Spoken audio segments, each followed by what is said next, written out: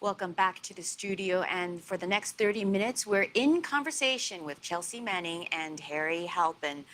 Welcome to the program. Hello to you both. Chelsea Manning needs no introduction, but I will do my best to provide a brief introduction. She is a network security and artificial intelligence expert and also one of the most well-known whistleblowers on the face of the planet. She served 7 years in military prison before President Barack Obama commuted her sentence, and she was released in 2017. Now, among many other things, she is an advisor at Nimtech, which is where Harry Halpin is from. He is the co-founder and CEO. So both of you are connected to Nimtech. So we don't want to talk too much about the company. We discussed this beforehand. And Harry, why don't we start though, so you can quickly tell us what you and Chelsea are trying to do via Nimtech.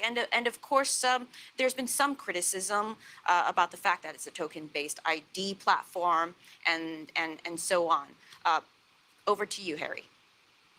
Yeah, we're effectively a privacy project. We're not an identity project, and our goal is to make a system which effectively can prevent what's called mass surveillance. So mass surveillance is when governments can watch all the inputs and outputs of a network and determine when someone is talking to someone else.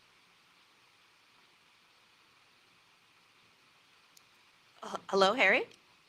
Oh yeah. Sorry, I was just that's what we were doing. So we were originally funded by the European Commission, and essentially because the threat model of a VPN or Tor does not really make much sense when you are dealing with nation-state level adversaries such as the NSA or even, for example, the Chinese government, or at this point almost anyone. And furthermore, we did pursue the path with the approval of the European Commission, the path of working on cryptocurrency technologies, because to be honest, we didn't want to be dependent on US government funding. We didn't want to be dependent on a lot of other venture capital based funding. So we took tokenized funding because that's the easiest funding to take. And we are kind of against putting identity systems on the blockchain in general. Instead, we provide privacy so people can selectively reveal their identity. Thanks. Great. Thank you so much for explaining what the company does. So I think, one thing you mentioned, and before we go in and dive in, I just want to remind everyone, please throw in your questions. I anticipate a lot of questions, so we're going to try to get through as many as possible. But the earlier you submit your questions, the most likely we'll be able to get to them. And so you talk about decentralization and also mentioned Tor. Chelsea, could you talk about this? Signal, Tor, these are centralized systems. What you're working on with Harry is decentralized. Why? So one of the issues with centralization is that whenever you have centralized servers that hold keys or that transfer information, or what nodes are on a peer-to-peer network, one of the problems is that it becomes a single point of failure. So if you are able to target and take down that node or that series of nodes on the network, either legally, through a DDoS attack or by cutting off IP addresses or anything like that. One of the problems that you have with decentralized networks is that you're able to essentially, either compromise the network or prevent the transfer of packets from continuing to occur across the network. But, I imagine that Signal is probably one of the most widely used, if not the most widely used app for a lot of people at RightsCon who think that the security is good. Has there been cases where this weakness that you point out, this single point of failure, has manifested either via Signal or Tor or other applications like them? Sure. There's been a number of instances that, not necessarily with Signal, but certainly with certain VPN services and with a number of different, even Tor itself has, had issues, and there's a constant battle with sort of nodes in some hostile states, like I'm thinking of China in particular, and obviously some of these app-based encrypted messaging services, they are prone to receiving subpoenas or having to be in compliance with certain government agencies, depending on the jurisdiction that they're operating out of.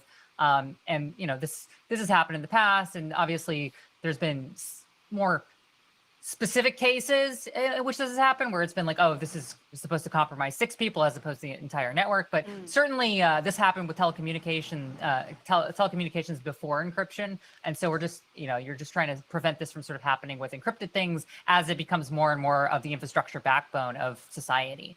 So tell us a little bit more about decentralization and the advantages and what makes it a potentially better way of dealing with privacy. So one of the advantages to decentralization is that you essentially don't have you don't have the single point of failure. So consensus-based networks, they tend to be blockchain based or whatever. But these decentralized networks sort of have a governance model that's more that's more horizontal, where it's more based on sort of an actual peer-to-peer consensus-based module. System, and so you don't have as many issues. You don't have as many situations where these things are going to crop up as issues or as failures across the network. How receptive has the privacy community been looking at decentralization networks as a possibility? I mean, I ask this because there's just a lot of skepticism these days about blockchain and so on. Right, and I'm one of those skeptics, which is, I think, where I'm placed in sort of an awkward position. Is that generally, I think the blockchain-based infrastructure is sort of a problem. There's a number of different cultural problems within the blockchain space, especially cryptocurrency space. I'm very skeptical of cryptocurrency and sort of the community and the inherent wealth-based, sort of wealth and asset, accumulation-based model, sort of just a replication and recreation of the capitalist infrastructure of of the fiat monetary system. But separate and apart from that, the privacy community has always wanted decentralization, has been trying to move towards decentralization. That's what Tor is set out to do. But one of the problems with these decentralized models is sort of incentivizing people to, participate in the network and to be, this stuff works on a smaller scale, and it can be decentralized at a smaller scale. We've seen this in 2019 with the protest movements in Hong Kong, where, sort of decentralized privacy-based encrypted networks were able to be set up on the ground. But like the maintenance of that and the consistency of that, and to make sure that that kind of thing can be scaled up, has been a significant problem. And I think that one of the innovations of this sort of NIM model is to sort of experiment with an incentivization structure in order to ensure that there's a certain threshold of nodes across the network to ensure the actual security of the network. Yeah, and I just want to add to this, just to be a little bit straightforward. A lot of people. So I was just in Beirut last week for NIM hackathon, and we're going to do our next hackathon likely in Ukraine. A lot of people in the global South or in Eastern Europe have, to be honest, economic issues, and they do need funding, and they don't have the resources or the connections to write government grant proposals. I know RightsCon actually has done a wonderful job reaching out to these communities, but you do want the ability for people in the countries that are actually having some of the problems that this software is trying to address in terms of surveillance, to be able to use the software, run the nodes themselves. And this requires some economic incentives. Volunteer, the bet that NIM is making is that volunteer altruistic models, where the people that run the nodes in a privacy network have to essentially volunteer the hardware cost, do not probably scale. So our community, in terms of at least Telegram numbers, has a large amount of Chinese involvement, Ukrainian involvement, Russian involvement, Vietnamese involvement, Turkish involvement. It's a very different kind of composition. than what we've seen elsewhere. Now, a lot of those people are probably out there just to make money running a node. And, we may not agree with that. I personally run a Tor node. I use Signal, I use Tor. I think there's wonderful technologies. However, that being said, I also think that it's completely valid for someone to participate in a privacy network in order to make some money. So that they can, and it's better that they contribute to a privacy network that helps people defend human rights and fight surveillance than another kind of network. For example, some sort of degenerate gambling network. And this is a very different model than I think the volunteer state-funded model that we're used to in privacy enhancing technologies. But I do think it's something that privacy enhancing technologies people were looking at in the 90s. And yeah, there are a lot of problems with Web3. There's a lot of scams. There's a lot of Ponzi schemes. I'm personally very happy to see some of them collapse. That being said, I do think it's important to look at sustainable economic models, which aren't dependent on, no matter how wonderful the grant giving body is or how terrible, that aren't dependent on external funding sources and become self-sustainable. I think that's a model that has a lot of appeal throughout the world. And so we're just kind of giving a shot. Now, it may not work. We're not sure yet, but we'll see. I mean, I think it goes to the heart of one of the issues, which is that privacy is a human right, but it tends too often to become privacy is a privilege for those who can afford it, right? On a very basic level, for people who are tuning in who might not be able to, who don't know too much about Web3, we can go to something simpler. I don't know if this is a good analogy, but I think of the Android phone versus the iPhone, right? You pay that premium for the iPhone to have the better security. At least that's how Apple likes to sort of market it. So can you talk a little bit about the direction you're headed in? What are the vulnerabilities and the weaknesses of that? You touch on the need for the economic incentive, but other challenges that I think decentralization faces. Sure. One of the biggest challenges, in my opinion, of decentralization is ensuring that that you don't have, and this is what Harry was sort of alluding to, is that you don't have the network be sort of, because there's nobody managing the network at like a 50,000-foot view, sort of top-down approach to these things. One of the things that we've seen with attempts at decentralized networks is that they become heavily concentrated in certain regions, where there are some regions that benefit better than others, in terms of the distribution. So you want to make sure that the network is as distributed evenly as possible across the whole thing. And there's no real way to ensure that, because there isn't with a consensus-based infrastructure, you're not having that sort of like, okay, we're going to put servers here, here, here, and here. You are really dependent upon the sort of organic nature of the network itself. And I think that one of the things that I have an interest in doing with NIM in particular is sort of having a hardware and infrastructure approach and trying to ensure that out in hot regions that are hostile to sort of having a large server farm, for instance, you want to be able to use a small mobile device or something like that to be able to run these nodes.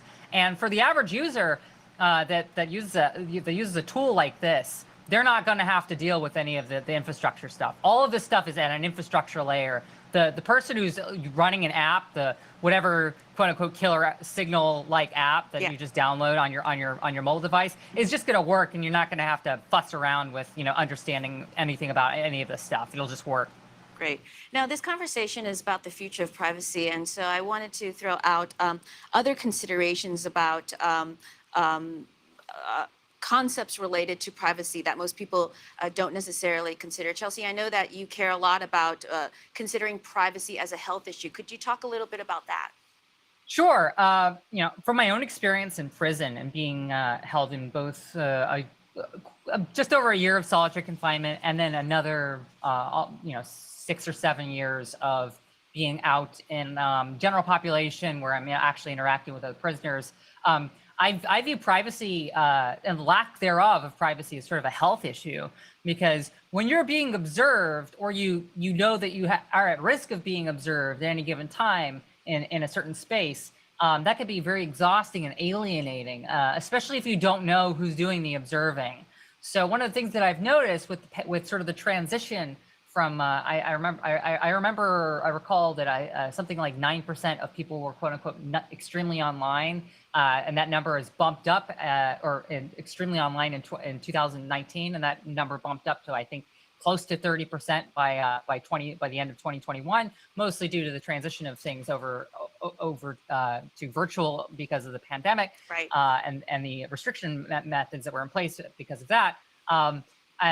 So one of the things that we've seen from a health perspective is that it's just not knowing and being alienated via this sort of method is, I think, having a significant health impact on people. I think it is making people more tired. It's making people more exhausted. It's making people feel like they don't have, because it used to be that when you worked a 9-to-5 job, you would go home at the night, Right. and you wouldn't have to worry about work anymore. Now you're connected 24/7, and it's like impacting your sleep patterns and and your ability to concentrate, on your day-to-day tasks or going out shopping or whatever. Like, our lives are being integrated in this really uncomfortable virtual space, and I think that the lack of privacy and protections in that realm. And one of the things that I'm advocating for is mandated sort of time periods where companies can't call you or email you for a certain period of time. Well, I think that happens I think in that's Europe, a factor too. in certain countries in Europe, right? You're not allowed to send emails or anything after a certain hour. There is no expectation. Exactly. I think France actually made a law or something.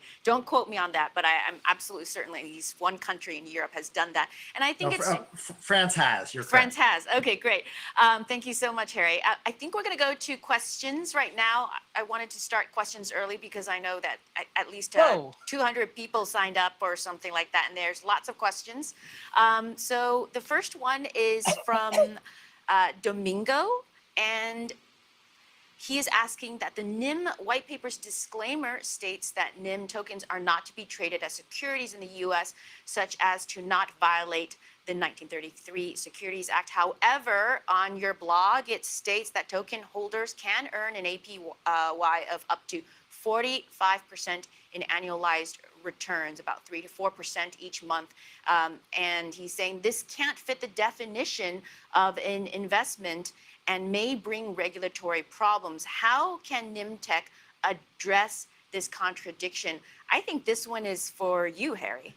Yeah, so I used to work at MIT. I took classes with Gary Gensler, who's now head of SEC, and there's a reason NIM is not a company based in the United States. We are based in Switzerland, where cryptocurrencies have a very clear regulatory framework.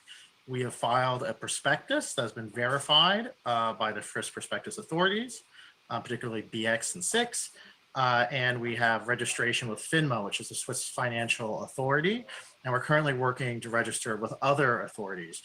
Because the US rules around this kind of technology is unclear in terms of how to register it, we are not registering currently in the United States until those rules are clear. So we purposefully exclude node runners in the US. And that's interesting because, most other privacy projects have a lot of node runners in the US. And by excluding the US, we've actually let people from other countries kind of step up. So I think overall, it's a good thing. Yes, you can get more NIM if you run a mixed node. That's the whole point.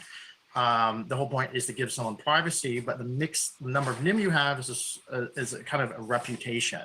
It states how effectively you're mixing tokens and provisioning privacy to other people. Currently, because there's very few, a lot less than we wanted, I think there's about 500 mixed nodes provisioning privacy. We have, we kind of increase people's reputation rapidly. That will slow down as the system matures. So I hope that answers the question. I do apologize for any people that want to run nodes in the US. You will just have to wait. Okay, so here's another follow-up question. It's quite long. I'm going to try to summarize it and hopefully get it right. But they're talking about the reward system for NIM seems to reward users that contribute to infrastructure. I think you just mentioned that. It's centralized in that a very small number of participants control over 90% of the network. This is something that we see with a lot of other blockchain, I don't know what the proper word is, blockchain platforms. And so I guess the concern is that early users are the big beneficiaries and that, sorry, I'm just going through. So with no ways to validate that these groups are under the, okay, so yeah. If such an entity wished to censor the NIM network, so they're wondering about, I think I see the point. You've got I can it. Okay, answer this all quite right. quickly. Okay. So I think that the question is stating, how is it that we can prevent the NSA or another, evil From Russian co-opting, yes. oligarch, let's say Putin, from just buying a gazillion nodes with all his infinite money or their infinite money and just co-opting a network? So I think there's two aspects to this question. So one is that mixed networks, because unlike Tor or VPN, each packet is routed independently. So to compromise a single packet, you have to control about 80% of the nodes, and to compromise a stream of packets, you have to get a bunch more. So it is harder. I just want to say the baseline to compromise a mixed network is harder than like say Bitcoin. Now that being said, there is a danger that someone tries to run a lot of nodes. So we have two ways of dealing with it. One is actually in that paper. It's in section 6. It's a little bit hard to read. There's a new version coming out, part of the MIT Cryptoeconomics Systems Journal, I think later this week. But essentially what we have is what we call saturation points. So if there's certain people, there's two ways to combat this Sybil attack, you could say.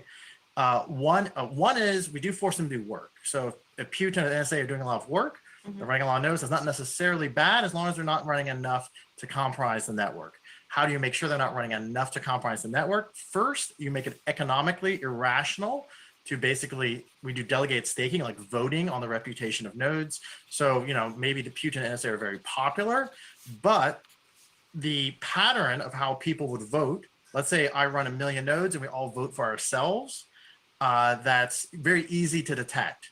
It's easy to detect that that's corrupt, and because it doesn't follow an organic kind of power law, or what is unfortunately called rich get richer, because that is indeed the phenomenon, a way to kind of distribute the nodes among actors. So essentially we use social network analysis and this kind of reputation voting mechanism to defeat these kinds of attacks. And these are kind of significant, I would say, innovations that go beyond what, let's say, Bitcoin does. And I do agree Bitcoin is heavily centralized. I do agree it's imperfect.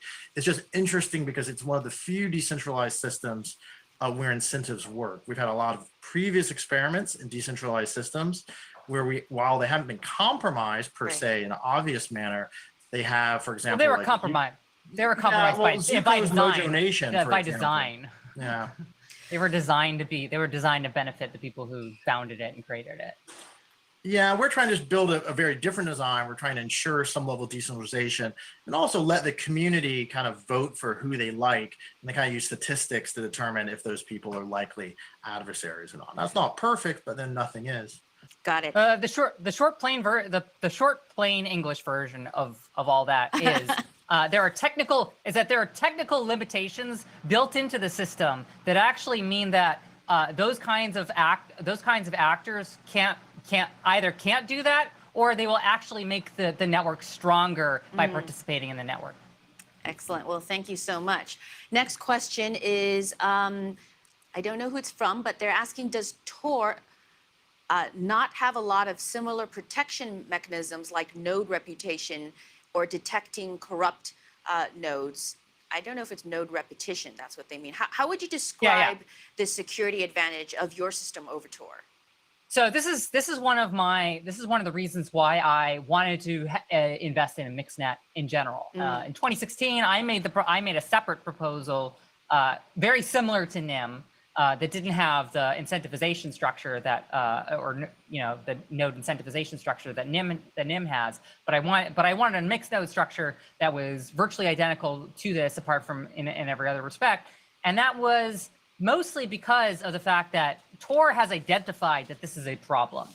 Tor nodes, there are malicious Tor nodes. There are networks that tag and pipe Tor traffic through routes in which they can monitor. This is an ongoing thing. It has been a constant arms race between Tor developers, the people who run good nodes, and people who use the network, as regular clients, versus these malicious actors who are running bad nodes. They are piping, they're piping and monitoring and sniffing the network. They're running dummy packets across the network, you know, to be able to trace these things. There's a lot going on with Tor that a mixnet specifically is designed to address. And just the mixnet portion, because one of the things I think is going on here is that there are two major components to NIM. And this is a bit of a step back to the entire discussion here. Sure. Is that there's the NIM node network and the incentivization structure, which is the blockchain portion, and then there's the mixnet, right? And the mixnet portion is what I'm talking about here. That is the packets being transferred across the network, and that is a step up. That is an innovation too, and that is. It doesn't mean there's anything necessarily wrong with what Tor was trying to do. It's just that this is technically better from like from a security perspective and a privacy perspective and an anonymization perspective than the Tor network, because it's an upgrade too. Okay. Can I add just one little thing? Yes. Which is, first thing is that, I mean, there are inherent limitations in NIM. It will probably always be slower than Tor. I wouldn't recommend human rights activists use the next year or two. It's still very experimental software. And also, you know, Tor is designed very much on purpose the way it was. I discussed intensively the Tor and Moxie as well, who's very against decentralization for very good reasons in terms of quality control, the NIM network. And I think more or less the logic of Tor is that a system which is based on altruism, you cannot put it in an adversarial environment immediately. It would change how the community works. I think the community is one of the strongest bits of Tor. Again, I run a Tor relay. I use Tor every day. I recommend everyone use Tor constantly.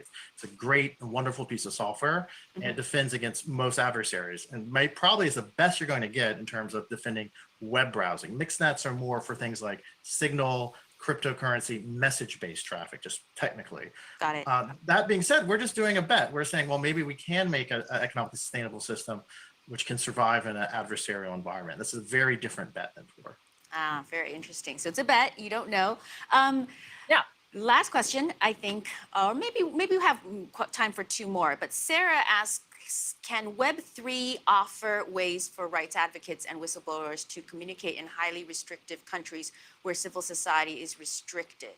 I think our conversation has addressed quite a bit of that, but that's the goal of NIM. Exactly. But what about other possibilities out there in addition to what NIM is trying to do?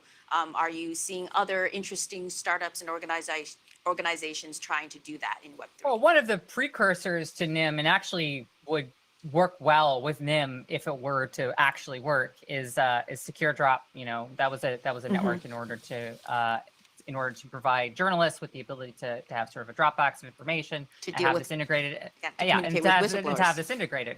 So like these things are already happening. There are many tools that do this stuff, that are designed to do this stuff. Tor is like these are layered applications. So it doesn't necessarily mean that there's one application that you choose over the other. Sometimes they stack, and I think that there are a number of tools that would integrate well and provide the same kind of protections and guarantees that are needed for that kind of threat group. The problem is that they're not very easy to do, and it's not very easy to learn how to do these things. So we need to make it as simple and easy and as non-technical as possible. Got it. Well, thank you so much, Chelsea and Harry, for joining us in the studio. And thank you to the audience for following along. We really appreciate it. We'll see you again soon. And as always, stay engaged.